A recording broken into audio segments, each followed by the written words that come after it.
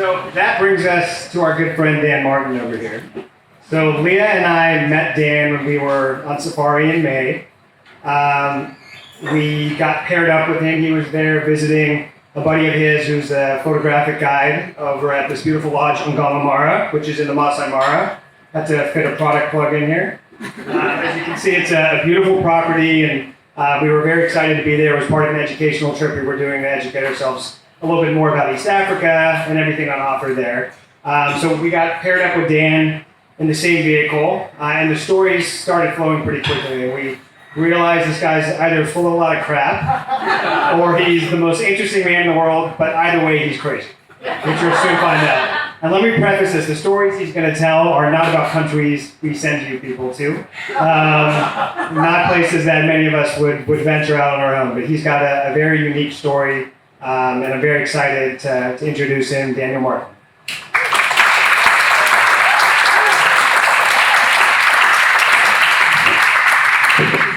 Hello, can everyone hear me? In the right place? So welcome along to the talk. I'm going to talk a little bit about, I've done these 3 bicycle journeys. One from London to Cape Town, which is going through the Middle East and down the east coast of Africa. One was from Korea to Cape Town, going through the axis of evil, through North Africa and down the west coast. And one was from Saudi to Johannesburg, which went through Yemen and Somalia and South Sudan, and all those kind of fun places. I also like to re-emphasize these are not countries that Ubuntu travel send you to, but they are lovely countries, and maybe in the future more people will go. My normal talk is slightly different to this for different things, but I'm going to try and focus on getting as many stories across, so it may seem a little bit rushed, and please come ask me afterwards for any further stories. But the theme of tonight is just about the kind of kindness that I've received everywhere. I started off on these bike rides pretty scared of anything and everything, didn't like foreign food, hadn't eaten rice, didn't like the weather, and just slowly realised that people are nice everywhere, there will always be somewhere to stay, and you're going to be okay. These slides are slightly out of order. Also, it's been pointed out to me that there's a language barrier, that maybe everyone won't understand what I'm saying. There's a few people here who are English that might be able to translate for you if you struggle, or put your hand up and try and not say different things. I'd like to apologise for my appearance. I've come quite late in the day, I'm a little bit jet lagged. In fact, when I was at the border 2 days ago, the guy, it was 4:30 in the morning, he was a bit bleary-eyed, he made me do all my biometric things, and then he stamped my passport, and then he started looking through my passport at all the stamps that I've been, and he said, have you been to all these countries on your own? And I said, yeah, travelled through them. And he said, have you been to Yemen or Somalia or Sudan? And then his voice kind of petered out as he saw all of my passport stamps in there, and I said, yeah, I've been to all of those, they were great. And he said, well, I've stamped your passport already, so you may as well come in. You think your borders are safe? Anyway, I look a bit dishevelled, but sometimes I look like this.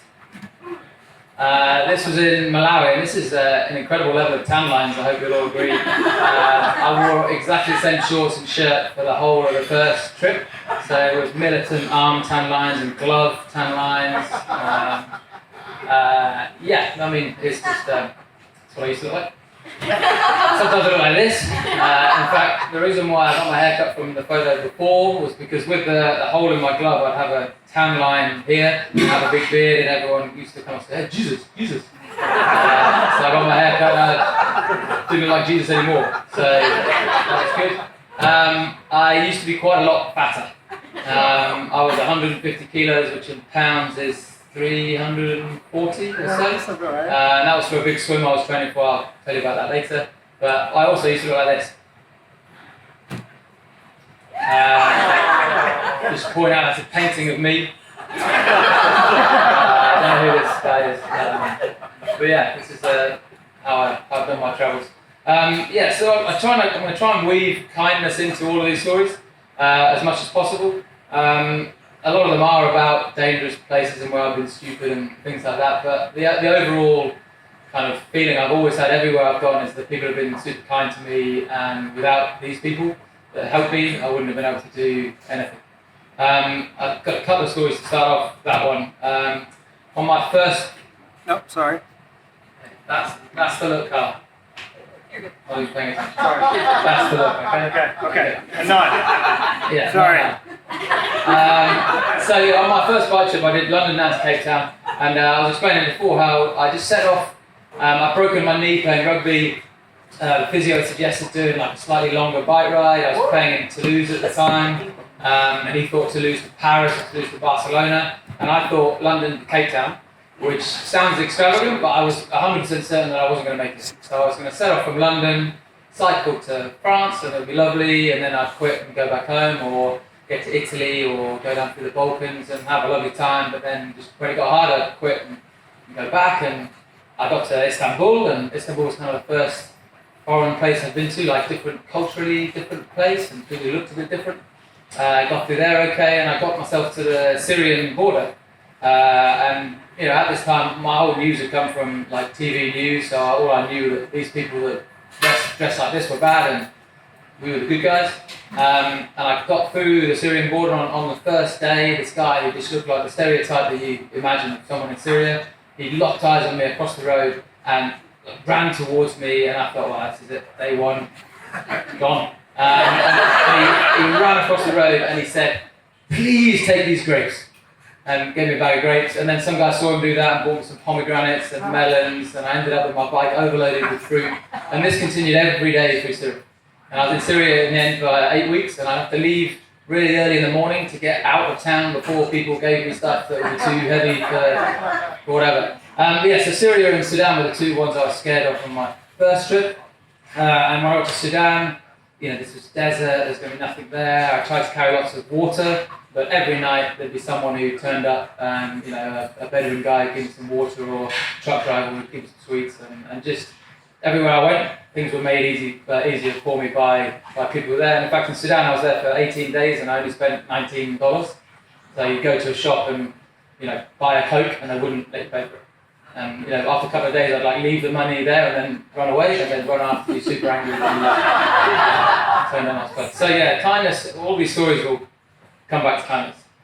So I'm going to talk a bit about the coldest places I've been to, the hottest places I've been to, the axis of evil, some of the cool things I've been able to do from traveling by bike or traveling in general, some of the animals that have tried to kill me, and sorry, this is a bit out of order from normal stuff, and I'm just trying to get as many stories as possible.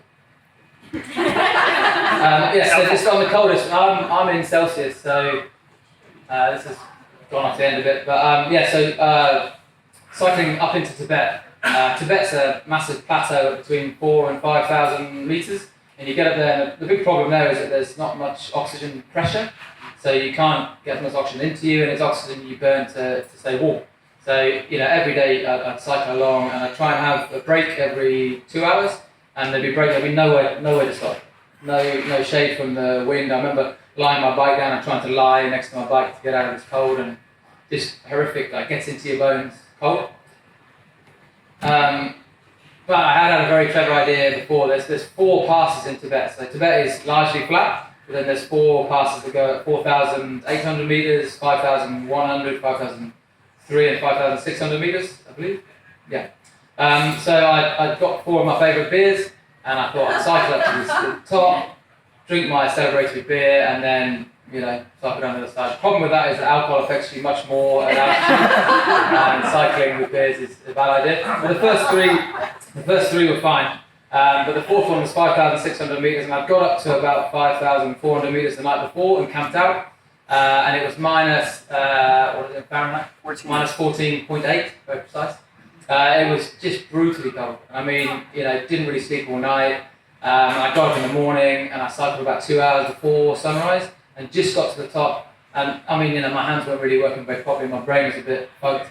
I got my camera out to try and take a celebratory photo, and the camera was frozen, but I couldn't work that out, so I just thought, I've got out my beer now, and I opened my beer up, and because it'd been in my pocket, it fizzed up, so it fizzed and went over, and because I've been a student before, I put it in my mouth like that, and my lip froze to the can, and then as I felt it was freezing, I thought, this is bad. like pulled it off like that, and I had to have like a bit of my lip on the camera.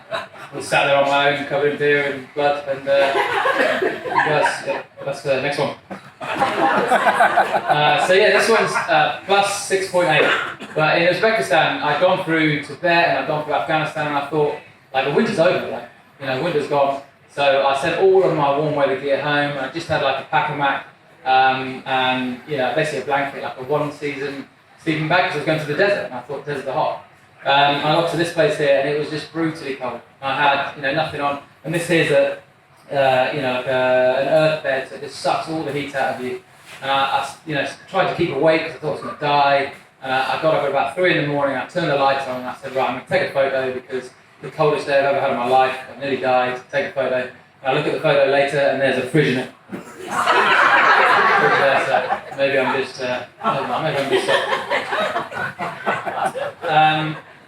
some of the hottest places I've been to, the Middle East and North Africa is, brutally hot. And I got into this rhythm of starting at 4 in the morning, cycling for 2 hours, 20 minutes off, 2 hours, 20 minutes off.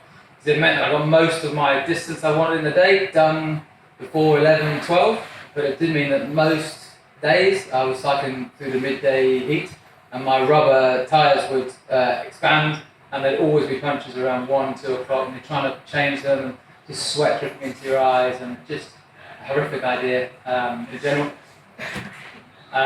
Sudan was even hotter. Sudan now has got beautiful, nice roads that you can cycle on very quickly, but when I was there, it was this corrugated sand where you just jar your whole body for hours and hours and hours on end.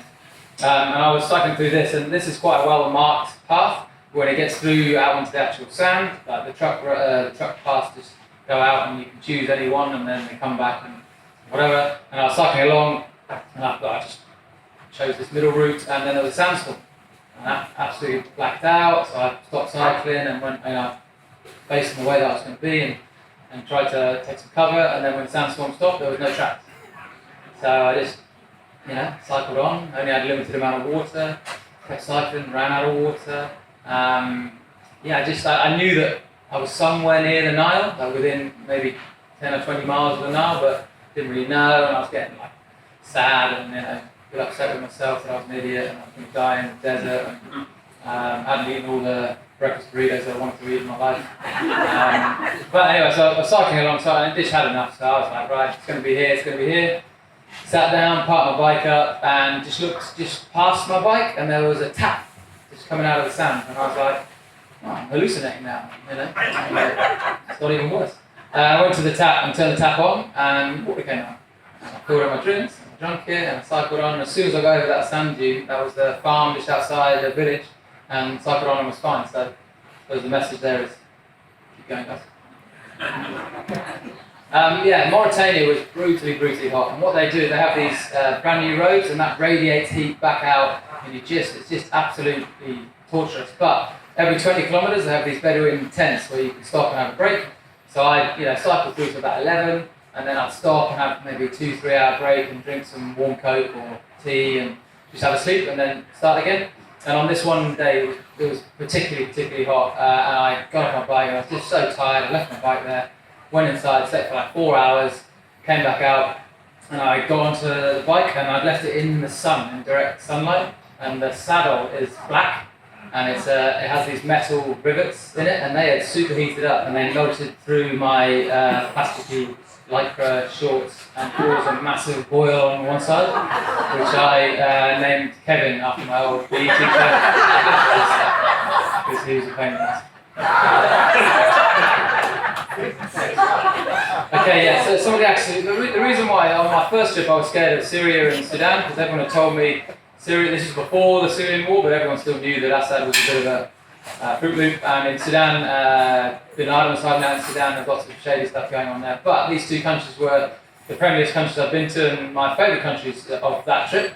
So on my second trip, I thought I'll plan this trip on all the countries that other people think are dangerous, and hopefully they'll think of a fat bloke from Peterborough cycling through them rather than bombs and terrorism.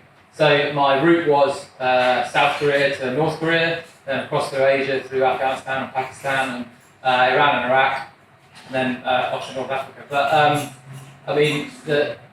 the places where there are these kind of intensity of wars, I suppose would be the word you use. It's difficult to explain. The hospitality is incredible, I think, because they know there's this problem, and anyway, they were very, very helpful for me. And I was getting a taxi. I left my bike in one place to get my taxi to see this shrine in one of the areas, and these two other guys, they got this taxi with me, and they were from Baghdad, and it was the first time I'd ever heard people say nice things about Baghdad. I'd always heard Baghdad was, bombs and wars and terrible, and they said, no, it's the most beautiful city I've ever been to, and in the summer it's absolutely stunning, and when this war's over it'll be brilliant. And I said, all right, if I got the train from where I was, if I got the train down to Baghdad, how long would I last? And one of them said, 5 minutes. And I was like, oh, that's not very long. But then they spoke to the taxi driver, and these three guys, and if you've not seen arguing until you've seen Arab men arguing and they're throwing hands around and just getting the most angry I've ever seen people. And I think the worst. I think they're trying to sell me off or whatever. And after about 10 minutes of these guys just power arguing with each other, one of them stops it and says, "No, 5.5 minutes." So, I've been arguing 30 seconds. So that was good. That was good. So I went through Iran, and Iran have these openly hostile things where they're very passionately anti-America, but they're one of all the countries that are around this area, they separate politics and people. So they love people from the US and all the art and the culture from here, but they, at the time, George Bush, they hated George Bush, hated Tony Blair, that loved Manchester United and all these things. And you go to some sacred shrines and they'd have 50 Cent and Eminem written on it and all these kind of things. So just a real fascinating look at what you see on TV is all these things.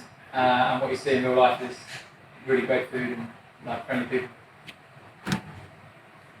So North Korea was the second country I went to, and I was pretty paranoid about going there. Because I've lived in South Korea, and you weren't meant to go to North Korea. I haven't been to South Korea, but I went to China on a new passport and, slipped my way in.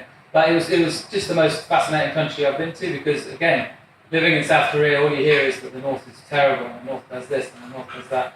And when you go to the North Korean side, their propaganda is softer. You go to the South Korean side, and these guys are the enemies, and the North Korean side, they say, oh, we think this, we think that. But anyway, I had a fascinating tour around, and a lot freer than I thought I would have been. I mean, still not a great free tour to go on, but just really interesting to see behind the Iron Curtain as it was before. But anyway, on the last day, I got the train out, and these guys were playing volleyball. And people in North Korea are all very, very short, so I dominated this game. And this guy here had a terrible, terrible game. But yeah, good time. I'll skip the slides somewhere.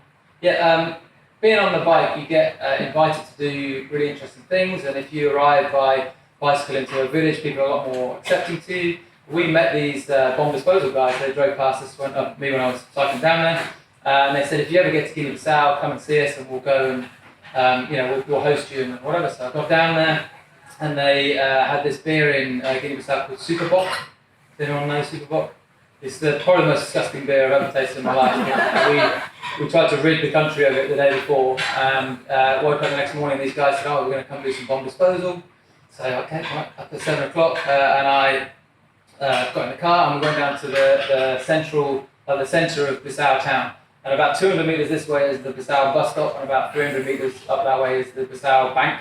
And these are just left here. And the problem they're having there is that the price of copper and the price of different things is going up and down. So people are going into the bombs and trying to take out the precious metals and getting blown up.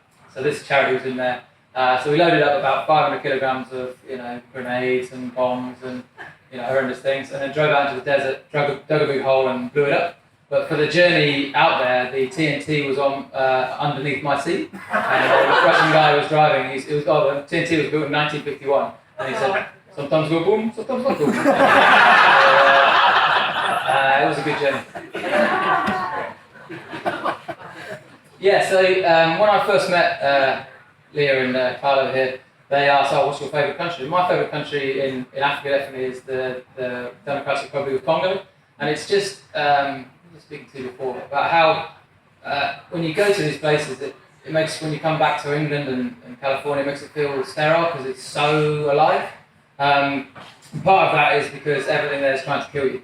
So in Goma there's a volcano, and if the volcano erupts and goes into the lake's got methane dissolved into it, which is a bomb in itself. And there's gorillas that are trying to kill you, there's snakes, and it's just a brilliant place.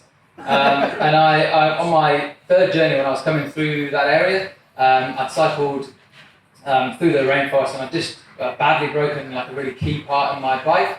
So to get a new one sent in was going to take like 2 months to get there. So I decided, right, I'm going to leave the bike and I'm going to set off on public transport. So I crossed across the river in a canoe and got on this minibus, and this minibus was going to take 2 hours, and it took 2 days. And then I finally managed to get to the boat, and the boat was going to take 5 days, and the boat ended up taking 15 days, and the 4 motors at the back, 2 of them broke and fell off, and we're going round in the Congo River. And then I got to the end station for the train, and I said, when's the next train? This was in June, and they said December. But there was like a little support train that was heading off the next day, so I got on a tiny support train which was going to the jungle, and then there was a forest fire, and we went through that. And then we caught up with the train because it had run out of fuel, so we caught up with it, and I got on that train, and that train derailed, and then I pushed my bike to the next town, and then I got on a motorbike, and the motorbike crashed into a tree, and then I got on a bus, and the turbo exploded on the bus. Just things went wrong. I'm going with that story. Oh no, but everywhere I stopped when I was on the boat, everyone was just feeding me, beans and fish and bushmeat, and wherever you stop, like you'd go to pick the most delicious fruit you've ever had in your life, and people wouldn't accept any money for it, and just a real kind of communal, everything's going wrong, but we're all in this together atmosphere. But one of the things I did treat myself to in Goma was to go gorilla trekking, and gorilla trekking I absolutely thoroughly recommend if you can go anywhere. I watched a documentary called Virunga, and it was just saying about how these animals are dying out and how there's pressure on the land, so I kind of almost selfishly said, I want to go and see them before they all die out. So I did, and I set off into the jungle, and we kind of climbed for a couple of hours, and then my guide was there, and he said, "You're in the presence of the gorillas." And we were there. We had to wear a mask because you can transfer diseases across, and they told me, like, the briefing is, if a gorilla charges at you, you should just stand there and not run away, because if you run away, they'll tear you to shreds.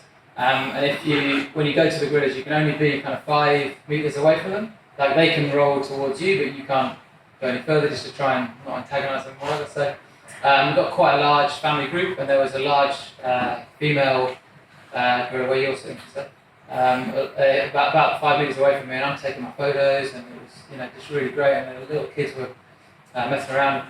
And then this female just rolled over, and she was about maybe 3 meters away from me, and I thought, wow, this is brilliant, what a unique experience this is.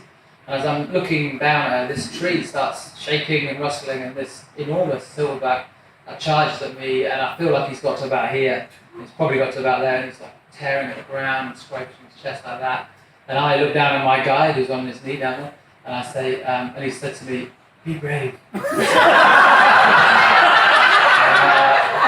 said to him, "You be brave." Because he had a gun. So anyway, it felt like an eternity. It was like roaring, and this thing is my height and 3 times my weight. Just so powerful and enormous. But eventually, like slowly, like still looking at me, it slowly walks back to the female and starts mating with the female, but still eye contact. So it points out that I'm sexually intimidating to next one. This is on my second trip through Congo. Just on other kind of things we get to do. I had a friend of mine who was teaching over there, so I went to the international school, and they said, "Oh, we're going to go and swim in the rapids." And I thought, Congo rapids would be brilliant. Get in there, and I get down to where we're about to get in, and I see these crocodiles upstream, kind of just lounging around. And I said to the guide, this guy here, I said, like, is it okay? And this guy's a kid, like 14. And he says, "Oh yeah, the crocodiles, they don't go through the rapids, they're scared of the rapids." So I was like, "Oh, okay, that makes sense." Got in, swam for like 2 or 3 minutes, went like a kilometre downstream, brilliant. And then got out, and as I got out, a crocodile got out just about a metre and a half. So people are kind, but some people are stupid. I was going to set this one out, but I just think that's I look really cool in so. Like quite often when I went through different places, I'd wear the dress that I was going through, especially in Pakistan and Afghanistan. I was quite nervous about what was going on in there, but again, just everywhere I went, people were super friendly. This is my bike. It's got a trailer on the back to keep extra stuff in. But yeah, it was an interesting place. Another cool photo, that's me with ice on the tip. Yeah, so my most recent trip, I cycled through Saudi Arabia through the empty quarter, and I'd loaded my bike up, again got a trailer with all the water on it, and I've got these big wheeled bikes so I could go over the sand dunes, and I set off and I had like 40 litres of water with me. But night one I stayed with these Pakistani guys who were working on the road. Night two I stayed with a Bedouin guy, and like every time you don't need, I mean it'd be quite brave to go in without any water, but every day I didn't really need it. I got to about maybe 30 kilometres from the Yemeni border. My aim was to go kind of sneak across the Yemeni border. But I got to about 30 kilometres away from it, and I was just going to bed at night, and I heard this gunfire. And I thought, I was trying to rationalise it for myself, I thought maybe it's a wedding. And then I woke up the next day, and I thought, I don't have weddings on Tuesday, let's do it. So I cycled off again, kind of going a bit further forward, and these police cars came over these sand dunes, and they're like, what are you doing? And I said, I'm just trying to cycle to Najran, and they're like, Najran's 500 kilometres that way, and then they kind of evacuated me out. But so from there I flew from Riyadh into Sana'a, and Sana'a just had a bombing at the police recruitment centre, and that happened to be opposite my hotel. So the whole bottom of the floor had been blown out, but my floor was okay. And again, brilliant food and hospitality, and they really kind of overcompensate for we've had this disaster, but we like you to still come. So I cycled out of Sana'a, pretty confident that was a one-off and nothing's going to happen. And Sana'a's in kind of a bowl, it's surrounded by mountains. And as I cycled up the far side of this mountain, doing about 2 or 3 miles an hour, I saw these RPGs going into the presidential palace. But I'm going 2-3 miles an hour, there's not much I can do about it apart from spectate, which is pretty scary. But anyway, on one of the nights here, I always like to go and have my beard trimmed in different places I go to, because it's always quite fascinating. But I made a mistake in Yemen of getting it done at night time. This was the guys who were looking down on me from the chair. But yeah, in Yemen they chew this thing called gat. You guys know about gat? It's like a hallucinogenic marijuana chew type thing. And they start at about 11 o'clock in the morning, and by the time you're sitting in the chair at 7 o'clock at night, they're away. So I survived. Well, you can see his cheek there, he's got the big pack. But anyway, cycled through Yemen, and I got to the border to a place called Mocha, which is where the coffee comes from, Mocha. But I got to Mocha and I said, I'm looking for a boat to go across to Somalia and Djibouti. And I looked in the harbour and there was only one boat and that had sunk, so I was like, won't be a boat for a while. So I spoke to the guys there and I said, is there any boats coming? And they said, there's one leaving tomorrow. And I said, brilliant, when does it arrive? And then they pointed at the boat that I thought had sunk. And that was the boat that I had to get on. And they massively overloaded it and we got on this boat and headed out to sea. And this is kind of like a formerly heavily pirated area. So, you'd see a boat go by and my heart would just be pounding, and I thought, try and relax, I just listened to the music, but my phone had messed up and it only left me with one album, and that was the Frozen album. So I was letting it go in this pirate-infested place. So when I got out, I actually went to Djibouti and I stayed there for 4 or 5 weeks, again with a family I was going to stay with for 2 days. And the part for my bike that was broken didn't come for a month, so I stayed with them and you imagine someone coming lodging in your house for a month after just not really knowing them. You find out what that's like later. But yeah, just fantastic hospitality. And I went across to Somaliland, which is the much more peaceful area of Somalia. And I had a friend who's from that area. So I cycled through, and this guy's dad texted me saying about this area called Banka Jiriad, and it means plain of death. And they said it's impossible to cross, and everyone dies there, and there's snakes and scorpions, and brutally hot. And I looked on Google Maps, and it's about 40 miles away, so I thought, here we go. Cycled across. Halfway through the plain of death is a village that's got Wi-Fi and sells Coke and Pepsi. So I had one of each, and they wouldn't let me pay, and then got through. And I'm just trying to explain that the places may seem dangerous to us, and then the local people say, oh, it's incredibly dangerous there, and then you get there and it's actually just, Mexico. Yeah, very nice. Next one. I did go to Mogadishu on a separate trip, and everyone had told me like, oh, there's pirates there and you'd be in trouble. So the first thing I did was try and get on a boat.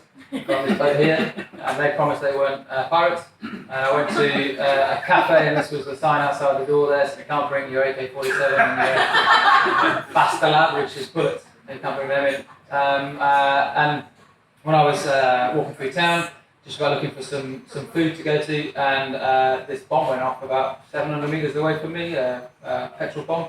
The main thing I remember from that night is I went back to my hotel and my heart's still pumping, and had the most delicious curry I've ever had in my entire life. So I really recommend putting a bit of adrenaline on top of your curry plate. So I went through South Sudan as well. And South Sudan at the time, it was just about coming out of the problems it's had before. But in southern South Sudan, they have.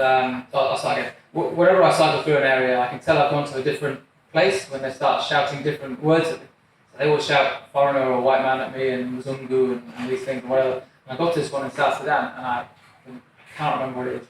But they start shouting this at me and then freaking out and running away. I mean, normally like little 4-year-old kids see me and they freak out and run away. This was like teenagers just running and running away. And apparently the story is that their boogeyman, like the guy that comes at night or whatever, is a white ghost with a beard of fire.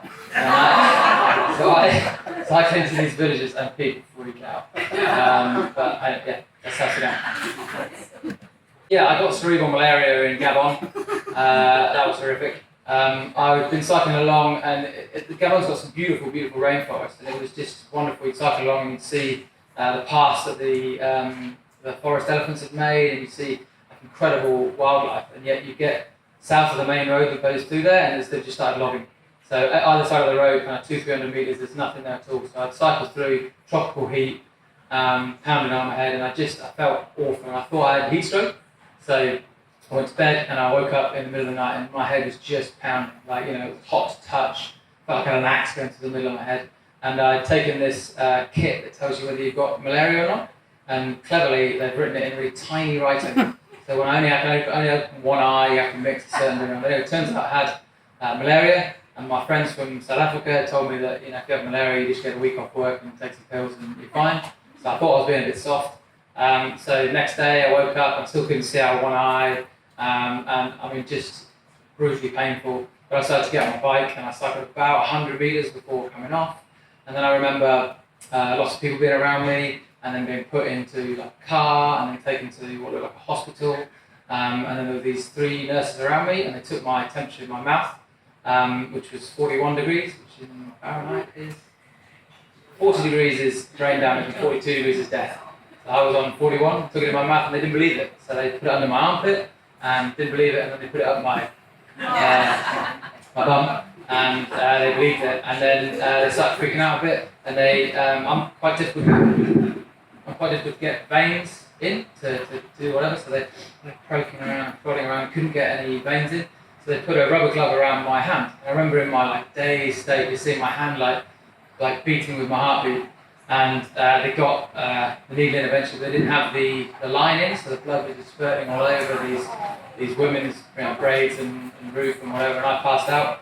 And when I came round, I was next to these 2 dead women on a wooden table, and just pretty, in pretty dire need. But the drugs they'd given me for the fever were these kind of opioid drugs, so I felt brilliant. And then I thought I had a flight. I wasn't inside Cape Town that night. And they had a Cuban doctor there. So he was speaking to me in English, and I thought he was speaking to me in French. I was trying to translate it, and we had a very disjointed conversation. But in the end, he said, you nearly died. You were in a coma for 7 hours, so you're going to stay here.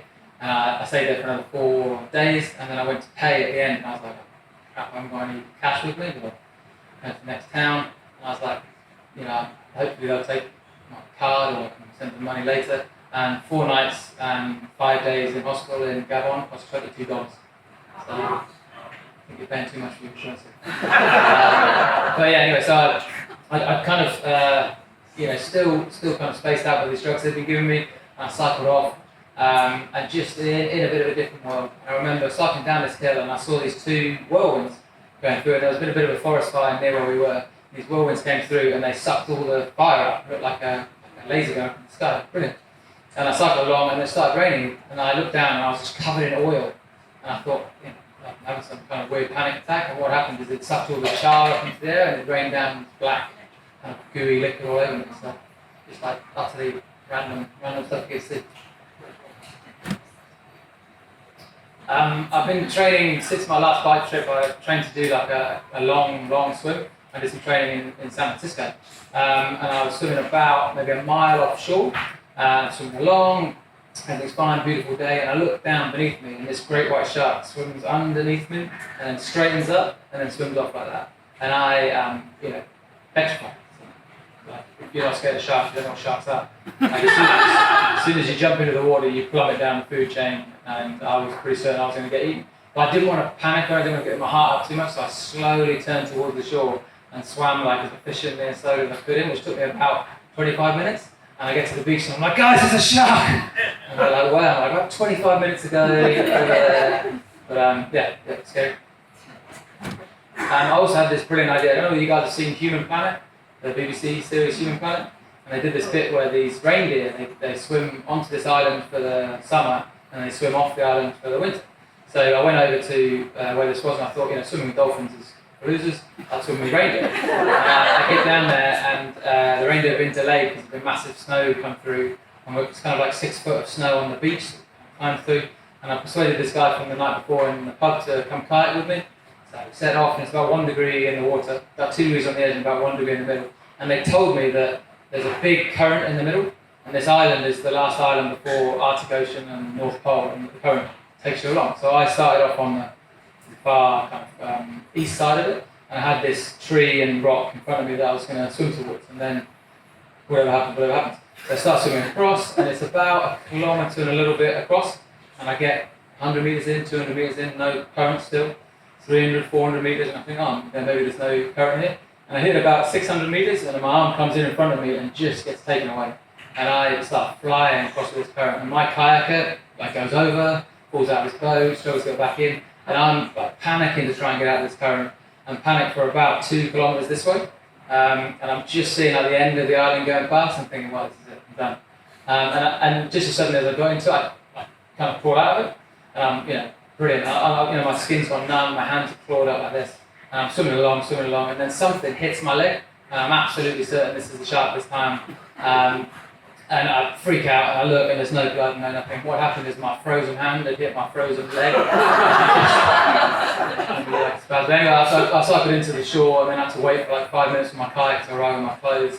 And it took about 6 weeks to get feeling back in my hands. So, good time.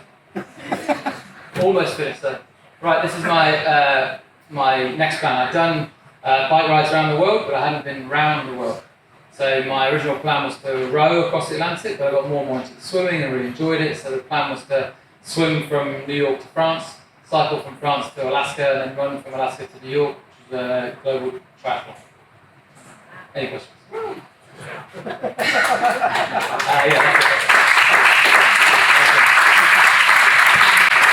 So I rushed through it again, I'm getting a bit hungry myself.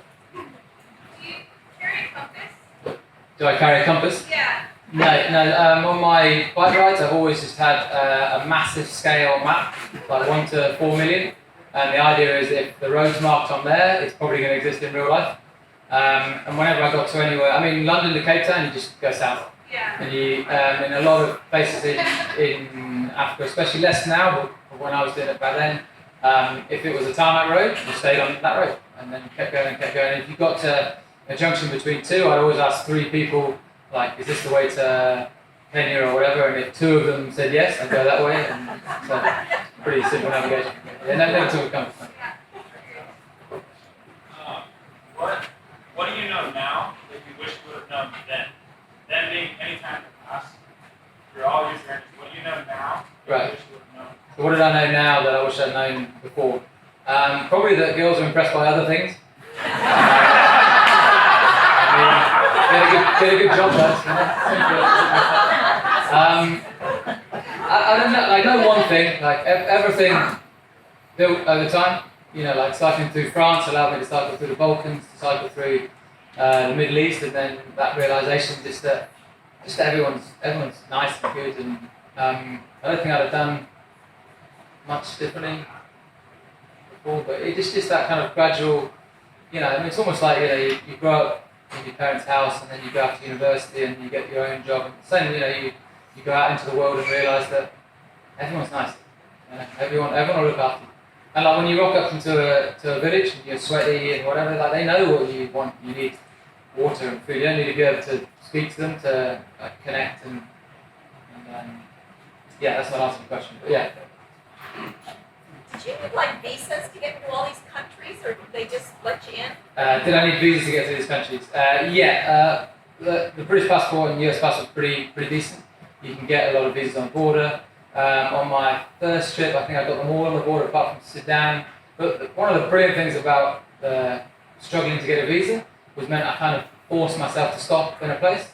So on my first trip, I was stuck in Damascus for 8 weeks, and I had the best time. I mean, you actually meet people, and you learn a bit of a language, and you see slightly more than you do the normal touristy thing, and then someone suggests this, and those kind of enforced breaks were the best. On Korea to Cape Town, getting the Iranian visa was pretty tough, but I did that through an agency. Getting the Libyan visa turned out to be impossible, so I flew over. But most of them you're on the border. I mean, a lot of places if you go to West Africa, there isn't a border, so just party on and keep that. So do you have sponsors for your travel, or have you afford to do this? Do I have sponsors on my travel? I tried to get a lot of sponsors for the swim and the bike and the triathlon, because that's very expensive. But traveling by bike is cheap. I mean, going through China, you find food for $1, a hotel for $2. So my kind of ethos was always to try and sleep poor and eat rich. So I'd always stay in just wherever I could find, and then I'd try and make my dessert cost more than my lodging. That was always a good day when that happened. But I mean, yeah, like I budgeted about $10 a day and lived pretty well on that. I budgeted $10 a day and then probably about $100 per country over the top to get visas and things like that. I mean, London to Cape Town was 10 months, and I spent about £6,000, $8,000. And all that, it's far easier than to go out and beg sponsors for these cheaper trips. It's just to save up and do yourself. Korea to Cape Town was 14 months, and that's about the same, about £8,000. Do you want to tell them about your last attempt in the triathlon? The swim, yeah. So I You're trained up in 2012 to do this swim, and I gained, I got up to 150 kilograms. And I've been training, and my training was not necessarily doing long distance, but it was to be able to do 3 hours in cold water, get out for an hour and fully recover in that hour, and then 3 hours again, and then get out and do 8 hours in a day. And some of the biggest struggles for that was trying to eat enough calories, stay fat enough, because the fat helps with buoyancy. It helps loads with the temperature. I mean, when I was 340 pounds, my life was good. I could swim in any water I wanted to. I remember some of the training days where I'd wake up in my bed and I'd walk about 10 steps to the kitchen and have some food, and about 10 steps to the car, and then spend 8 hours just swimming up and down, and then I'd roll out onto my car and then go to bed again, and just. I mean, I wasn't a land mammal for that time. I fully evolved into like orca. What was the question? My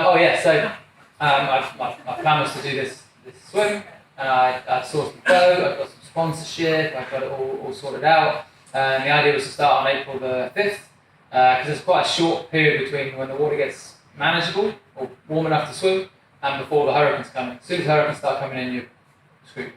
So the plan was the boat to arrive on April the 5th, and we're going to leave on April the 15th. The boat didn't arrive till May the 5th. When they were unloading it, the top of the mast hit the crane, split the mast in two, and I was relatively fortunate because we then found other things that were wrong with the boat, and it just kind of spiraled out of control, and I ended up being in significant amounts of debt for keeping my crew in hotels and stuff like that. So, pretty horrific time in my life. Thanks for it was just when you see things are slowly going wrong and there's just nothing that you can do, you can't throw money at it and you can't can't fix it. But it's, yeah, it's still it's the trip that motivates me now. It's the one that I want to do. Yeah. What are like your top 5 most like I like top 5. The Washington Sports Center. All about the top 5. Alabama's the top 5 too. emotional provoking, like evoking like magnificent places that you've been that maybe blew your mind or Top 5 places that have blown my mind. I mean, every day there's something that will blow your mind. Every day that you'll see something that you'll never see again and you've never seen before. But what I did realise towards the end of definitely my third trip, is you've got to let yourself be amazed by something. Like on my first trip, I was so scared about not making it or going too slowly, and I had this thing in my head that I wanted to do minimum like 100 kilometers, so 65 miles, and I always aim for 100 miles every day, and if I don't get 100 miles, I'm not very good and I'm going to fail, and yada yada yada. So I didn't enjoy it as much as I thought. That's why I said that the 4 stops were the best parts. But yeah, I mean, every day you see some wildlife you've never seen before, and simple things like someone being nice to you and someone helping you with this in big directions, and I mean, just you find fascinating things everywhere you go. But if it was, the gorilla thing was fantastic. Something about gorillas, you look at them, they look at you. Like we said before about elephants as well. Something about the wildlife that. I'm from England, we don't have wildlife like this, and you see it on TV all your life, and you come like almost blasé about it, and then you get there and you're like, wow, they are physically amazing. You should book your tours through.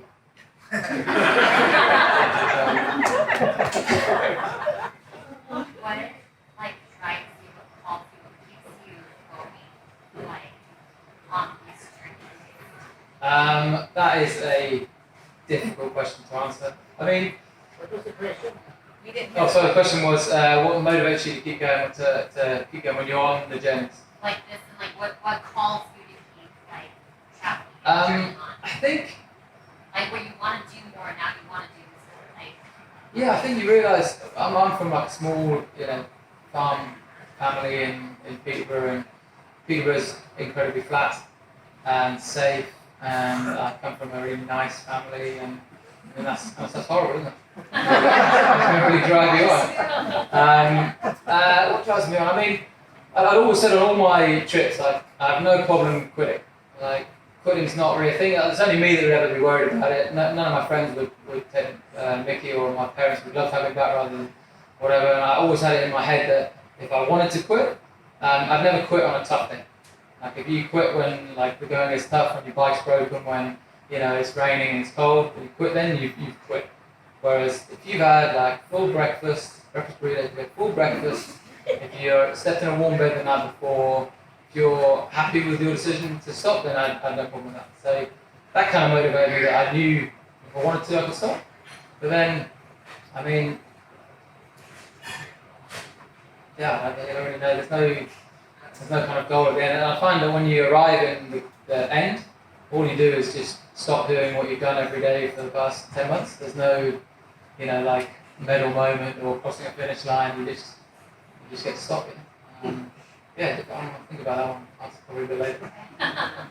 So you've got a unique style, sense of humor, and does that translate like in North Korea, some of the other places that you went? You ride your bike up to the border in North Korea, and you're getting the border guard to smile. And There's times when you need to be combative, and there's times when you need to be friendly and softer, and the kind of judgment on those skills are, what makes the trip easier and easier. And I can stand up looking like an ogre and smelly and whatever, and people will go, oh, okay, and you go, and there's no one messing with me. But equally, you smile and you mess around with the kids, and like humour's like a universal thing, and everyone knows what smiling means, and everyone knows what these different looks mean. I remember with North Korea, I actually went on an organised tour, and my tour guide was called Kenny, and she said on the first day, she said, oh, in North Korea, the weatherman today has said that it's going to be sunny, but we have a saying in North Korea that there's no bigger liar than the weatherman. And I said, that must be a pretty tough competition. She didn't get it, so sometimes it's good when they don't get it. Sometimes. But yeah, communication is a universal thing, and almost everywhere where you do end up, someone will have a smattering of English, and things are enjoyable. Yeah. Second question in a row, no answer problem. Where's your next trip? Where do you go? Okay. Yeah, that's the kind of big one. I might do some other smaller ones in between, but this is the goal. It's kind of it's one of the few things I've really gone for and then failed, and that's been brilliant. Actually, it's been a real great learning thing to be like, no, I've actually failed that. Yeah, I did take it. Second. Yeah, so for the swim, I swim 8 hours a day, 3 hours, 3 hours, 2 hours, hour off.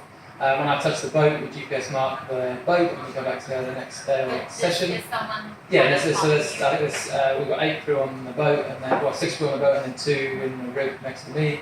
But I mean, those guys on the boat, they're patients of saints. You know? Like, the most incredibly boring. Swimming at this pace. What if they're like, No fishing, because fishing attracts sharks and sharks. But I'm recruiting, I need a smaller, weaker swimmer, so when the sharks turn up, we can fish through over. So that's the big plan, and kind of, I did that one, and then I failed that one, and then I did the Saudi to Johannesburg, just to make sure that I still really, really loved it, and yeah, no, I think I did. Yeah. Is anyone else in the water?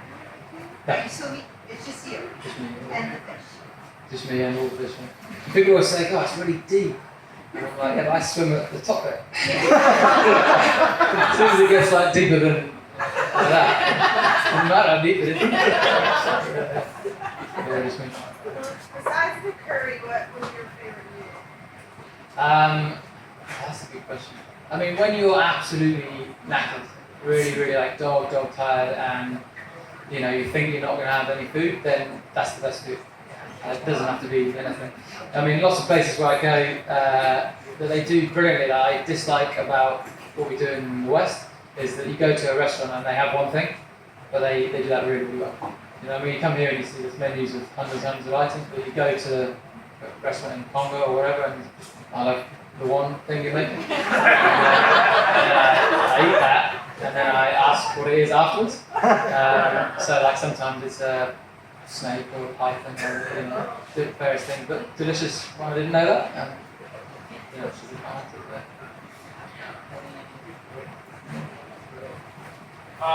What were your favorite cultural norms, and where were they at? And what were your least favorite cultural norms? What were your favourite cultural norms and where were they at? What were your least favourite cultural norms and where were they at? I just think there's a universal kind of cultural norm of areas that haven't been touched with great affluence. There's kind of like a togetherness, and I was saying before about these journeys, that I'm not the first person to have travelled into these places. Like there's travelling cultures and people moving through, and they understand what a traveller needs, and that when you go into a village, or in any country really, outside of the main cities, you are given food and water and somewhere to stay, and that kind of journey person's culture is probably my favourite one. Least favourite one, Ethiopia. They throw a lot of stones in Ethiopia. Not a big fan of Ethiopia. Yeah. Any more? I mean, I'll be around afterwards if you want to come ask any questions. One more. How long is your trip? The plan for the swim will be about 6 to 7 months, and then the bike will be about 5 to 6 months. The aim to be getting into the Bering Sea when it's the most frozen possible to get across, and then the run will take somewhere between 8, 9, 10 months. So kind of 20, 21 months in total. But, if someone if any of us wanted to meet you on an harbor track, well, maybe in the middle of the ocean. If you're a smaller, weaker swimmer, we've got a place for you. We can chip you. We can put a chip in your neck. Yeah, be a chip that you can follow. Yeah, I mean, don't want to be like Forrest Gump, but anyone can come along. Okay, because I've had friends, there were people who are running across the country. I've actually had friends drive out to meet with them. Yeah. Well, it'll definitely be tracked, and just for the swim especially, there's kind of rules and regulations that need to be followed for that. And the bike won't just be daily, but the run will be One more question, someone? If you had to choose one place to live now for the rest of your life, where would it be? Santa Mesa? Santa Mesa? Costa Mesa?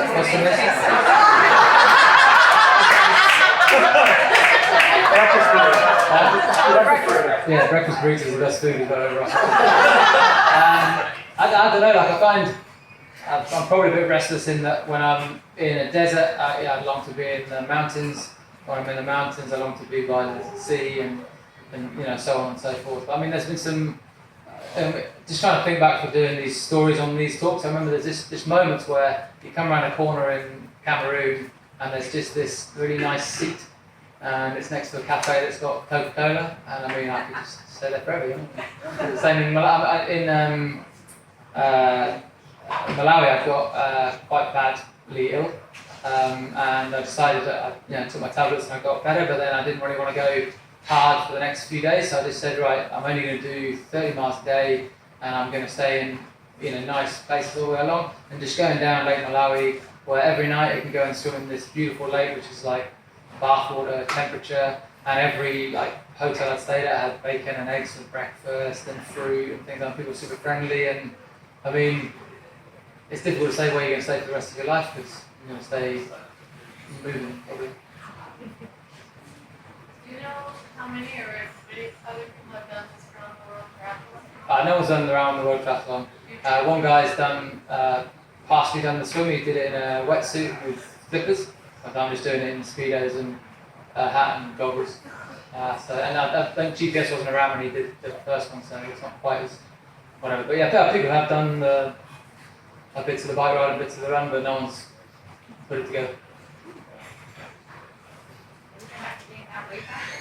Second? Are you gonna have to gain your weight back? Yeah. You started. Am I gonna have to gain the weight back? Yeah. Well, I mean, the food was actually a challenge because it's eating kind of 6,000-7,000 calories a day, and your stomach can only absorb 250 to 300 calories an hour. So you have to keep your stomach full for 20 hours a day, and start drinking pints of olive oil and pints of ice cream before bed. And it's not as I tried to do it for like 2 days with healthy food, and it just killed me. So yeah, it's pants. Are you gonna have a website or something that we can track you and follow? Yeah. It'll be blog or something? Insta and Twitter and all that kind. Yeah, definitely. I don't know what we're doing for time. We're okay? You got more questions? You're okay with it? I'm okay. Yeah. Anyone more questions? Do you have a sponsor? I'm looking. Is anyone around here? Are you offering? That's a nice suit, Yeah, always looking for sponsors. And the problem is the sponsors. I mean, when I was training for the last one, I happened to train to do all the fitness as well, and then happened to go to the meetings myself to try and get all the sponsorships. And I had 350 no's. I only had 3 people say yes. And I mean, of the 3 people that said yes, one of them particularly started off with a rather high sum, and then it went through management to a lower sum, and then went through accounts to a lower sum. And I mean, getting the funding is far harder than the trick. I mean, going and selling your soul every day to try and get people to fulfill your dream. So, yeah. But on the bike rides, no sponsor. So you never get lonely by yourself, you meet all these kinds of people. What's the thing? I cycle past 3 billion people, but you do get ever so lonely. I mean, especially in kind of parts of China where English isn't as well known. Just when you meet someone, the first person who speaks English you meet, you're like, I've got so much to tell you. Yeah, you do. Yeah, it is very, very lonely. I mean, you're slightly more connected these days. When I did my first trip, there was not really any email, not really any Facebook, and obviously you have to take your phone. But yeah, you do. It's done. Come see me afterwards. Give him a hug. Yeah, just need a hug. All right. Just do this for attention. My brother always says the reason why I do this is because I'm a middle child, and I'm not as clever as him, and I'm not as cute as her. So just bloody hug, man. Come on. You kind of alluded to it, but at the end of this, what are you hoping to get out of this? Why are you? At the end of this, what are you hoping to get out of it? I mean, just good. I mean, I think talking to my friends and stuff about the big trip. If I won the lottery, I'd just do it on the quiet. You know, just want to get it done and go and see these things. And I mean, like, you get a lot of these people who say, oh, I do it to inspire others and do it to whatever. And if others are inspired by certain trips, great, but you don't do it to inspire them, you do it because you want to do it. Yeah. That's what I find. Any more? I'm going to be available here. I'm the tall, lonely guy at the front.